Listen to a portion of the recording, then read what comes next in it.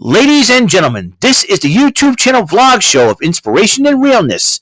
Also, this is the YouTube channel vlog show of positivity, personality, and fun.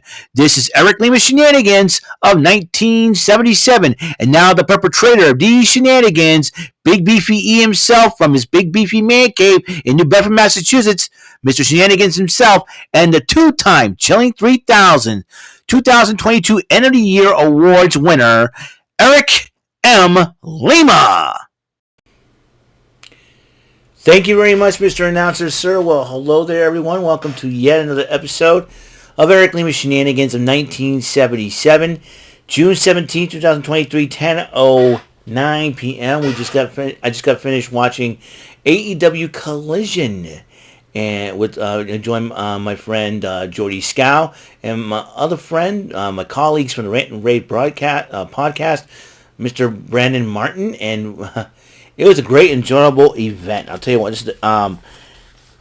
The reason why Jim Ross was not part of the broadcast for a while. He was advertised though. I think he just did the main event. He had a black eye, and he had a black eye, but he was recovering from nicely. Probably does only main event matches now. But AEW Collision, I gotta tell you, it was a heck of a show. It started out with CM Punk really letting it all hang out, telling the truth, and it's a promo you had to go back to it. I tried to pay attention to it, and it's really tough. You trying to live react with your friends and all that. David Zaslav was mentioned in that promo as well. So this was a big pay-per-view. And let me tell you, it was something that I never it was a heck of not a pay-per-view. It was a heck of a promo, and what was in the red bag, I believe it could be the AEW Championship he never lost. So this makes an interesting situation between him and MJF once again, if that's the case. It might be. I'm not so sure. So he had a lot to say in his hometown, Chicago. And it gets more interesting because they had the TNT title match. Wardlow defending the title against Luchasaurus. Now, I told both Brandon and Jordan this was going to be a heck of a fight. This was a huge fight indeed. Excuse me. And it got to the point where an extra was taking pictures at ringside. Christian grabbed the camera, smashed it upon Wardlow's head to the point where multiple times Wardlow was out and Luchasaurus took advantage of the situation. 1, 2, 3. We have a new TNT champion, the first first championship to change hands, first title match in action. In the first matchup in Naoya, title change. Luchasaurus is the new TNT heavyweight champion. That's right. And Lexi Nair interviewed Powerhouse Hobbs and QT Marshall, or I'd like to call him QT Fire Marshall Bill. And Powerhouse Hobbs is declared entry into the Owen Hart tournament. So that's going to be an interesting situation, to say the least. But then Buddy Matthews and Andrade El Idolo, the returning Andrade El Idolo, came out for a matchup. And they went one-on-one. It was a heck of a matchup. Both men, El Idolo was recuperating from a pec injury, but Buddy Matthews was just basically, as part of the trios title holders with Malachi Black and Brody King and House of Black.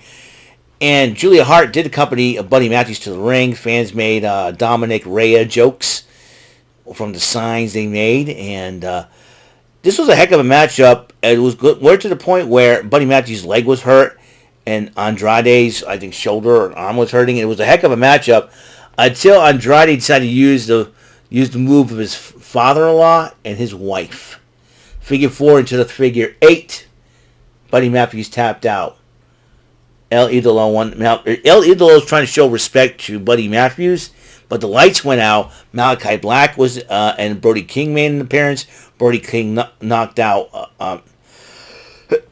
Excuse me. Knocked out El Idolo with a clothesline and stood over him. Will Andrade try to recruit LFI to help him, or will he probably recruit a new team to help him? The Lucha Brothers, maybe? I don't know. We shall see in that situation. But anyways, and Scorpio Sky did kind of promo about making his return to AEW after a long injuries. You're going to see wrestlers that we have not seen in a while in AEW, like Thunder Rosa, Scorpio Sky, Miro, who's going to be in action. And that's when we get, and Andrade El Idolo. So, anyways, Tony Nese and Smart Mark Sterling was in the ring ripping up Chicago fans like nothing. And they were like running the mouths and all that good stuff. But then,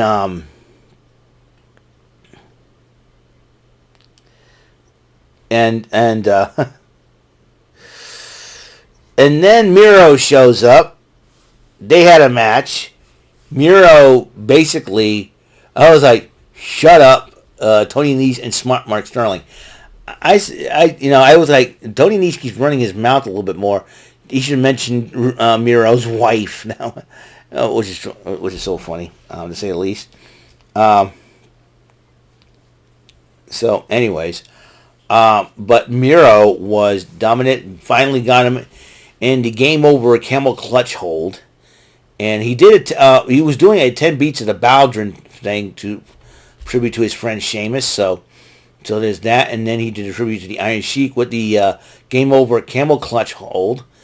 And Miro did pick up another victory. So two returning wrestlers in Andrade El Idolo and Miro pick up a victory. And then in women's action, the NJPW, the New Japan Pro Wrestling, Strong Women's Champion Willow Nightingale will team up with Sky Blue to go up against the Outcasts Ruby Soho and the AEW Women's World Champion, the gorgeous, curvaceous, voluptuous, and really nice looking, gorgeous beauty, Toni freaking Storm. This was a heck of a matchup, and then,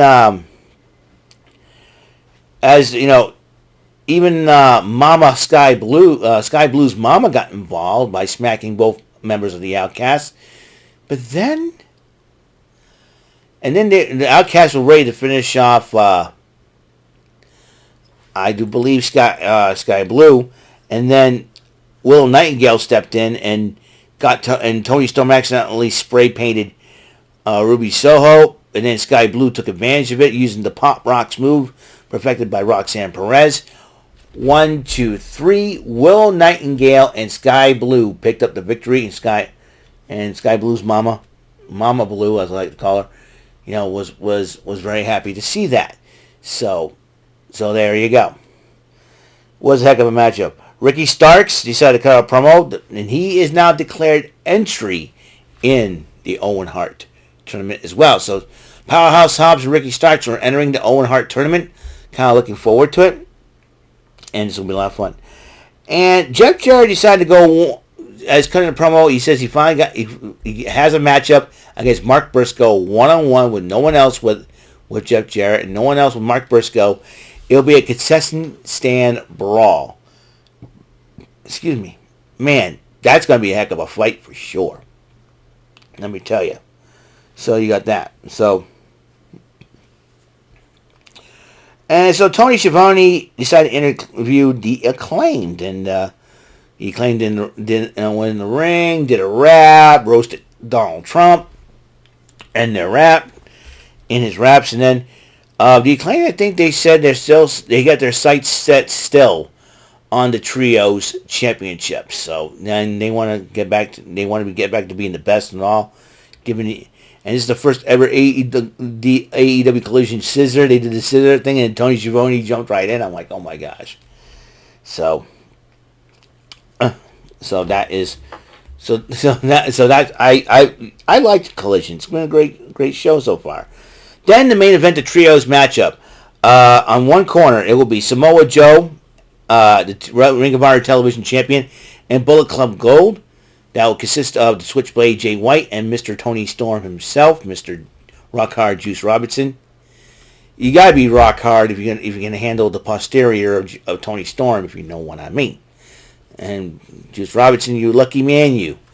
Against the AEW Tag Team Champions FTR and the returning CM Punk. This was a heck of a matchup. CM Punk and Samoa Joe, they went at it a few times before, and I'll tell you one thing, it's gotten crazy to the point where they're arguing. But in the end, though, in the end, FTR hit the big rig. CM Punk hit the go to sleep on Rock Hard Juice Robinson to get the 1, 2, 3 and to win the main event of the first episode AEW Collision. Really excited about how this worked out, and it was a heck of a show. Hopefully, Jordan will cover it if the video that we did was successful. So if not, hey, I'll tell you what though, I'll still watch it and I'll cover it my way, like I usually do. Now I got a reminder tomorrow after Card Shark Suit Up Sunday. I'm going to play a Capcom game. All right, it is a fighting game, but it won't be from the fighting collection for the Switch. No. It's going to be from the Sega Saturn. I cannot tell you what that game is, but to celebrate the 40th anniversary of the game, and I'll give you another hint. It was the first arcade game that I beat. They're not the arcade games. Most of the games I beat were on console, but this is the first arcade game that I beat. So you're going to have to tune in to find out tomorrow on the next episode of Shenanigans Arcade what that game is. I'm busting out the Sega Saturn. That's another clue. So, that's all the time we have on the show. Episode 647. Or is it 648? Let me check. 648. Episode 648 of Eric Lima Shenanigans of 1977. AEW Collision Event Center. June 17, 2023. Tomorrow is Father's Day, so I want to wish all the fathers out there, the fathers that I know, a very happy Father's Day. I want to wish my father a happy Father's Day. If it had not been for my dad, I would not be here today. So, Dad, I know you're going to probably watch this. I know you're asleep right now, but if you're probably going to watch this at some time to see what his crazy son is up to. So I want to say I love you, Dad. Keep doing the thing. Keep doing the thing. Really proud of you. And I love you, Dad. Happy Father's Day to you, Dad. So I will see you guys, but for the rest of you, I will see you later on the next episode of Eric Lima Shenanigans of 1977. So, if you liked any of the videos, ring the bell for notification, subscribe, give it a like, all that good stuff, all right? So, until the next episode comes rolling in, Mr. Announcer, please take us home. That is all for today's episode of the show. This is Mr. Lima speaking for Eric Lima Shenanigans of 1977. A Big Beefy E, Duel for Bob Saget production, and in association with A Sweet Bowl for Raving Dingleberries Telepictures and Distribution. Thank you for watching another great episode of Eric Lima Shenanigans of 1977. Until the next episode, goodbye for now.